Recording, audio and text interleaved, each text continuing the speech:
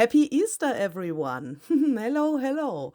No matter if you are celebrating Easter or not, I wish you a very, very great time.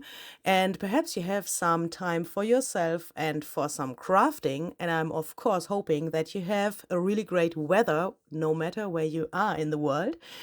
As you can see, I tried something here today for you. This is especially for you and for Easter, of course. Perhaps you have already realized that there are not so many like holiday related videos on my channel.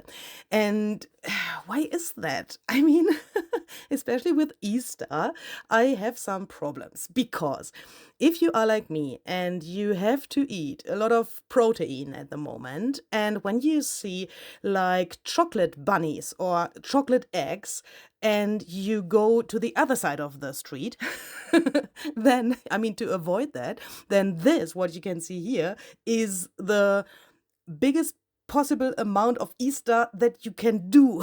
Do you know what I mean? So I made this little thing here for you and for today's project because I want to make something today, and perhaps you know that I not only hate people, but especially children. So I thought, let's do something with children today. I'm trying to be funny. Hopefully that works. So I have my grandchildren ephemera pack here. This you can find in my Etsy shop. The link is down below in the description box. Of course, you could take any other photo that you have that also doesn't have to be children. Yeah, you could also use a cat or a dog or whatever you like. But I thought these are really cute. I mean, on paper, I can handle children. In reality, it's a little more difficult. So as you can see, you can get several different boys and girls with this set, and they are really cute. And normally, you know, I have made them so that you can cut them out and use them, for example, as journaling cards or as focal points for journaling cards or for a journal cover or something like that. So you can see they have all this like gessoed frame around. And of course, you can also vary that. You can also cut them like, you know, fuzzy cut them or so. So please feel free to use them like you want. I will use the rectangle shape today, but I will go into detail about that in a second. As you can see in this set, there's also a black and white version of all of these children available. I did that for this ephemera pack so that are, you know, the same children like the colored version, but I thought a black and white version is also great because then you can color them by yourself, for example, with watercolor pencils or other mediums, so that you can, yeah, give them their the color of your choice. And you can see they also have this gessoed frame around, so that gives you the possibility to add like own mediums to give this frame more texture. So you could use this printed gesso, it looks like gesso, doesn't it, as a base, and then add your own mediums to add some more texture that you can feel. At the moment, here in Austria, while I'm recording this video, or actually I'm doing a voiceover here at the moment, I think you have already realized that, the flowers outside are not so colorful. So I thought, why don't we use some brownish flowers? So I have chosen my brushed blossoms. These are journal backgrounds, as you can read there on the preview picture here. And these are meant, yeah, as the name says, as journal backgrounds. So you could fold them in half and then you could just journal on them, or you could make collages on these papers, or of course you could also take them and make your own ephemera, for example. They have a really, really rough texture. So here I'm trying to show that in the camera so that you are not confused when you print these. These little textured areas are not like a mistake in the file, but that is on purpose. Yeah, so here on this next page you can see it probably a little bit better. This like rusty stuff is supposed to be really rough, and yeah, it shall look like brushed, like there was rust and then someone has brushed over it. So that is not a mistake in the file, yeah, so that is on purpose. And of course, these are really versatile. You can use them for spring projects, or like I do it today, for Easter projects, or for whatever you want. These are also really great to cut your own journaling cards or tags out of. So you could use them in one journal as, you know, background pages and journal on them and print them a second time and then cut your ephemera out of them. And then you would have a really, really cohesive and harmonious journal in the end, because everything fits together really well. But, you know, please feel free to use these pages as you want. The link for those is also down below in the description box. And I would like to use these today because I want to have my project relatively neutral. And when I look outside, then, you know, there are no flowers yet, which have like colorful colors. And because of that, I thought this could look really nice. I want to turn the grandchildren today into some flower children. I want to give them, like, you know, a flower around their heads, and I want to use some other materials as well.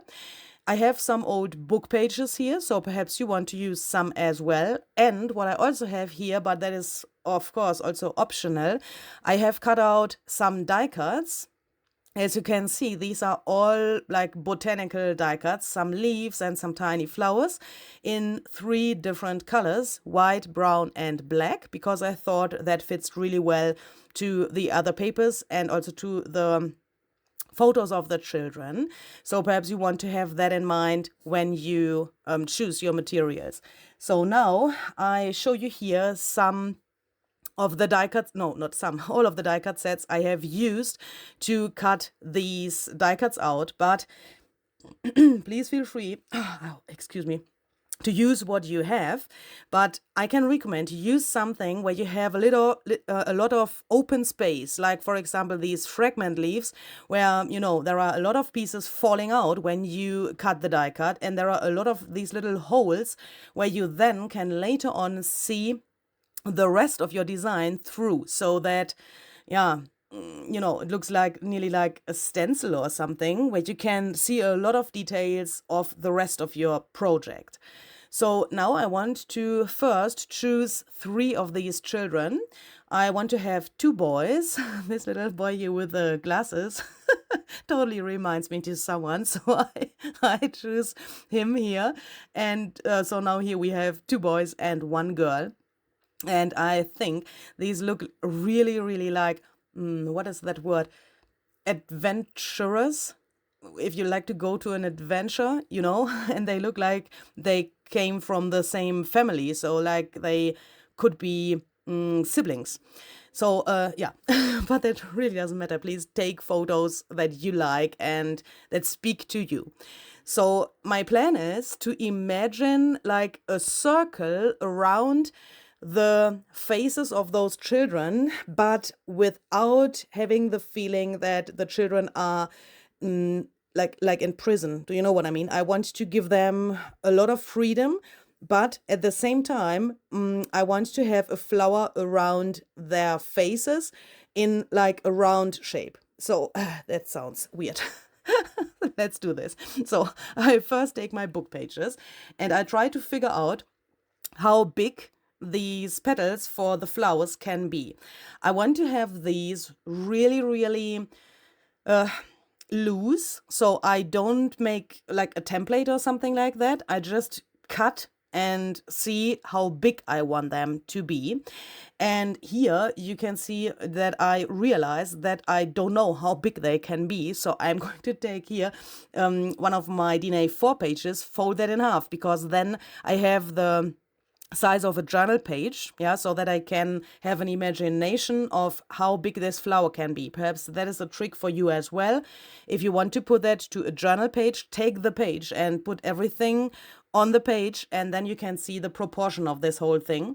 So here I decide that I want to have these book page petals way smaller, so that this whole thing doesn't get too massive. In the beginning, before I started recording this, so what you can see here is my video footage of the German video, and I'm right now doing a voiceover over this.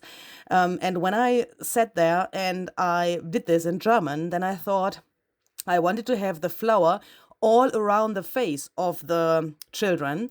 And when I had it laying here, I decided that I want to have only like approximately a half flower. That looks way more interesting, doesn't it? So, of course, you could do, the flower like a whole circle and all around the faces of the children, but this, I think, is way more junk journalish, way more interesting. And of course, it's a little easier to do because this way you don't need so much space and you have a little bit more freedom for the other petals and the other elements like the die cuts, for example, that you perhaps want to add. Then I take another page here, meaning one of my printed pages, and I cut more petals, but from like the same area and the same color palette of one page. As you can see, this is like grayish and a little bit brown, so that the next layer of these petals also get like not too busy, not too confusing for the eye, so that this stays like in one color palette. And then I wanted to have these orange flowers as well, or meaning, more like the orange color of these flowers, because I thought that fits really well to this vintage feeling of the photos of the children. So I'm cutting more petals, and with every layer, I try to cut the petals a little smaller so that we can later on see the single layers of this flower, meaning the book page petals are the biggest, and then the second layer is a little smaller, and this orange layer is also smaller than the second layer. Hopefully that makes sense. That way you can build up a really massive and dimensional flower. I want this to be like really bam. So when this is in the journal later and you flip and you flip through the journal and then you come to this page, I want you to see something really amazing and outstanding and something that pops out from the journal. And that's why I want to have this flower really, I don't know if massive is the right word, because I don't want to press the children down with the flower. Do you know what I mean? So it shall be big and really visible and really like bam, but not too extremely, because it shall get one with the in this case the little boy in the middle. And that's also the reason why I have chosen some die cuts to bring some more details in between of the petals. That of course makes the flower at first glance even bigger and even more massive, but at the same time it gets more details and it gets more like delicate somehow. And I think if you choose your colors before you start cutting this, that can be really helpful, because as you can see with this like neutral color palette, it is relatively easy to balance the colors a little bit. So meaning I put some more lighter pieces first to the top and to the background, and there on the left bottom part I want to have some more black so that we have more weight on the bottom of the flower.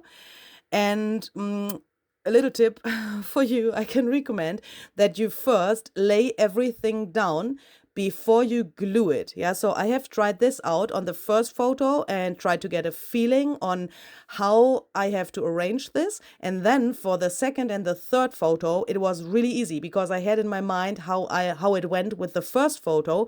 And then for the second and the third, it was really easy. And I guess for, more than 3 photos, it would also be really easy. If you want to have this like feeling on how to do it, then it is really easy. And you get a feeling for the balance of the colors, especially with the black, while you are trying this out and play around a little bit. So if you perhaps have totally different colors, play around a little bit with your colors, lay everything down, and then you could also make a photo, for example, to remember the position of these little guys, because in a second I'm also going to ink the edges of all of the things.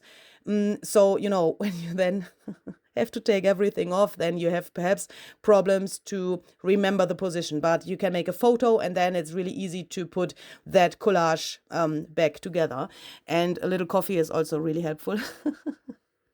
To be honest, here I thought, how the heck can I find the right position later? But the good thing is, if you have this laying there and you make multiple photos and like these flower children at the same time, then you also have the possibility to play around on different pieces, meaning in a second I will totally change my mind about the colors for this boy.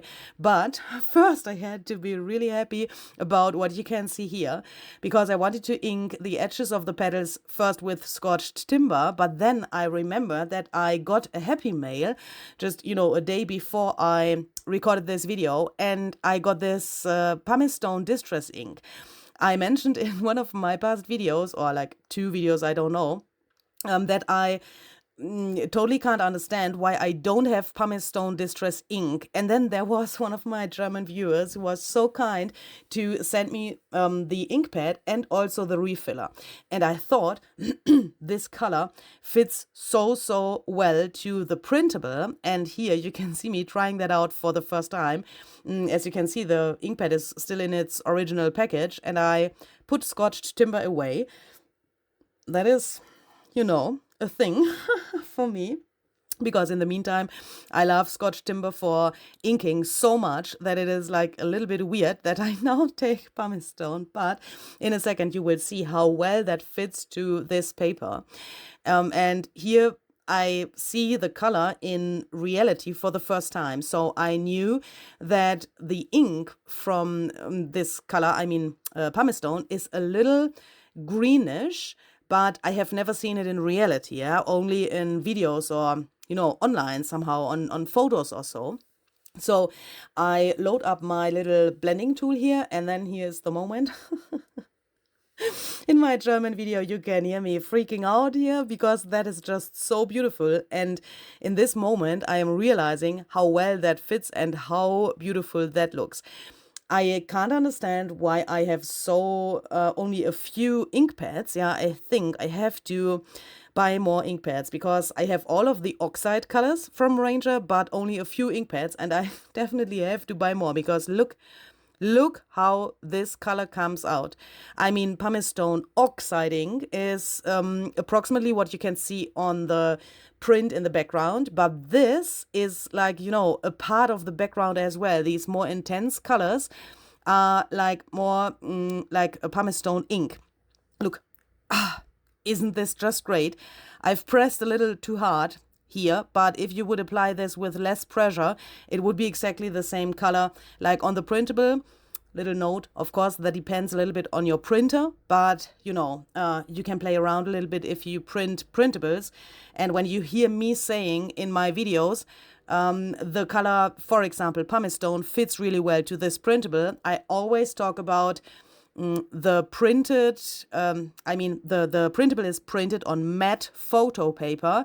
If you use copy paper, the colors come out a little differently. And of course, with different brands of photo paper, the colors also come out a little different. So if you want to play around a little bit, take your time and take a good, coffee or tea and make a little conversation with your printer and try different settings, and then you can get probably really close to like the color combinations I suggest in my videos. If that isn't the case, then you can of course also go a little bit to like the left or the right in the Ranger color palette to find another color which fits better to what you have printed. So there's no need to use pumice stone for this, but in the most cases I would say it fits really well. Speaking about it fits really well, I have changed my mind about the color combination for the 3 photos. As you can see, the orange petals are laying on the very top of the screen next to the girl with the red hair. And I really think that that is the better choice. And I also have chosen for the other photos some petals which are more busy, like the orange ones which fit to the hair here, and then some more calm and contrasting petals and the book pages for each of the photos. Yeah, meaning, so we have for each child petals with the book page letters on it, then a relatively calm design and a relatively busy design, and there's a contrast between the calm paper from the printable and the more busy paper from the printable. Do you know what I mean? So perhaps you want to try that out as well. I find that really helpful. So when I look at this process now, I think that is really helpful to have some different kinds of papers and different busynesses. Is that a word? So I'm so sorry, when the pattern of the paper where you cut the petals out is not the same, not the same amount of busy, then it's really helpful, because then you get more details and more different things the eye can explore on such a flower. So the first thing that I'm going to do now is I'm going to glue the book page petals here, because, I was sure about how I wanted to have those. And when I had that glued down, I thought, why don't we take some like foam tape to bring that behind the next layer of the petals, because I wanted to have some more dimension somehow. And if you would glue the petals only just, on top of each other without the foam, it could be that it looks a little flat.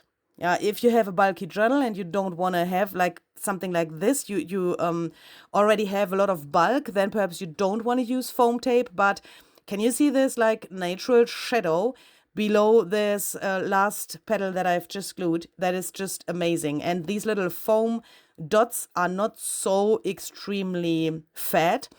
And when you close your journal later, they get pressed a little bit, not totally, but it wouldn't add so much bulk, because they are a little flexible. And when the journal is closed, they might get flat, but when you open the journal, you get the dimension back, because they like come back to their original shape somehow. And I varied that a little bit. I have taken the foam squares for only some of the leaves, the petals, I'm sorry, there where I thought it could look good, and where I wanted to have the dimension, I have added them, and in some other areas I've just glued the petals down. There where a petal meets a die cut, I think it's not necessarily important to add the foam as well, because with something different, like the die cut, under the petal, it already gets somehow dimension and somehow something else than only the shapes of the petals. I thought if we would build a flower just out of those like hand-cut petals, that looks perhaps a little boring. And perhaps here you can already see that it's way more interesting if you add some other elements.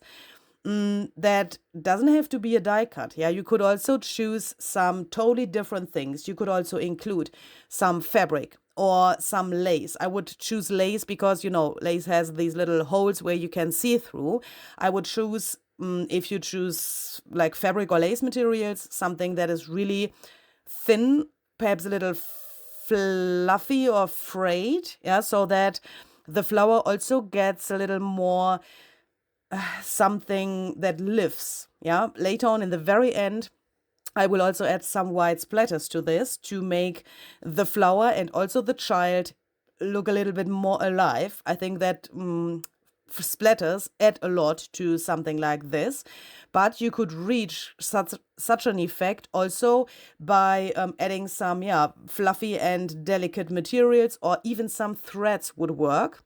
Or if you perhaps have, how is that die cut called? I think it's called Blossom by Zizix and Tim Holtz. It's this really, really giant flower. You could also make your petals out of that die cut instead of cutting it with your own hands. That would also be possible. No matter what you use, have fun. So I'm going to take the other pictures and also make my flowers here.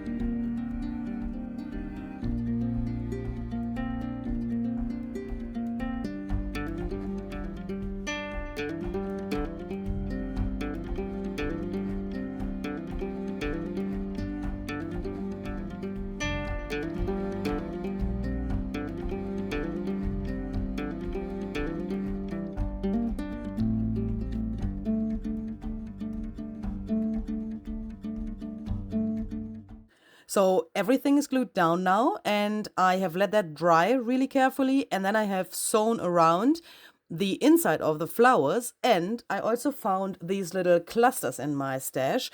They are just made from some paper and also some like lace and net material, like, tiny bits and pieces. And I've just stapled these little pieces first, and then I have sewn the button on. And as you can see, this orange one fits perfectly to the little girl and to the flower. I think it's really interesting to add some buttons or other materials to like either the end of this like half circle flower, or like I have done it here in the middle, because then you have like something that breaks this whole thing a little bit and makes it more interesting. And here I asked my German viewers if they can give me an answer to the question, shall I add white splatters or not?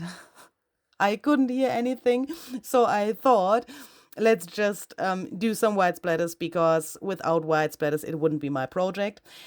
When I saw this, I thought, okay, now we have some autumn-themed flowers with snow. But who cares? If these are my Easter flower children, then I totally, really, I mean, I don't care what other people say, because I had so much fun. I have never done something like this before. So when I recorded the German video, it was my first try on doing this. I just had that in my mind, this rough idea. And I want to encourage you to try out this kind of thinking, because there are often things where you think, okay, this is totally, for example, not Easter, like in my case here. It's autumn, it's snow somehow, but who cares? If you have fun with that, then please just do that, no matter what the other people say.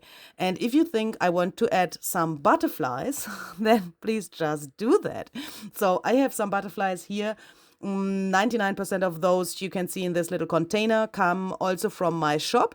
I will link different fuzzy cut butterfly items for you down below. So I have different items where you can choose also from different colors. So I have some more neutral ones and also some more like, with vibrant colors like red and blue and so on. And I want to have one butterfly on each of these little embellishments here. And here I want to do something that is totally new for me. I want to dimensionalize the butterflies with foam tape as well. So I'm putting a little foam square on the left and the right wing, and then I bend it in the middle. I think the most of you know this trick, so that I then can later on glue it only in the middle, there where the body of the butterfly is. I can bend the wings here a little bit, and then when I glue that down, it gets really dimensional, and I really like that. But in this case, the butterfly said it wants to have some thread, so that it has a little nest of threads below him, because he said, I want to be a little bit more visible. And that was not the case yet here. As you can see, it's like, little invisible because of those neutral colors, but I also didn't want to add like a pop of color here, because then the attention would have been on the butterfly and not on the boy, and I didn't want that. I just wanted to have the butterflies like a little addition to this whole thing.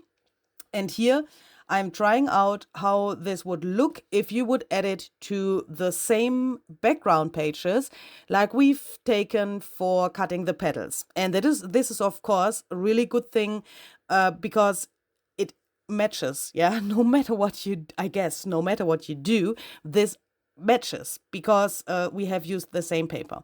And of course you can also take this, and that's also the reason why I don't glue them to the pages now, because I later on want to decide what I want to put into these little guys, because of course you can turn them into tag spots. Here I am just taking a little tag as an example so that you can see that. And if you then glue this little thing only in, like an L shape of the glue, then you can add a tag or something like that. And you can glue it down like a tuck spot or a pocket, for example. When I had this boy on this particular page, I thought he looks a little bit like an, what is the English word? Indiana. What the heck? What is the English word for Indiana? You know, these little, oh, also big people who are, holy crap. I think you can see it. No matter if you can see it or not, I wanted to add, I'm so sorry, I don't know the word.